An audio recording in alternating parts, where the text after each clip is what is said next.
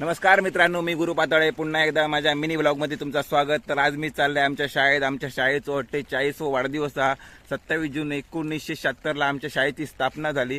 तर आज वाढदिवस आहे, त्यानिमित्त मी आज शाळेत चाललोय। तर समोर दिसतात ते आमची शाळा कासारवाडी तांबळवाडी आणि ह्यो आमच्या शाळेचं सुंदर गेट आणि ह्यो आमच्या शाळेचं अनोखो सेल्फी पॉइंट आणि ही समोर दिसतात ते आमची सुंदर शाळा। तुम्ही समोर बघू शकता आमच्या शाळेतना पावसात दिसणारा सुंदर असा दृश्य आणि ही हा वर्गखोली नंबर 1, ही वर्गखोली नंबर 2।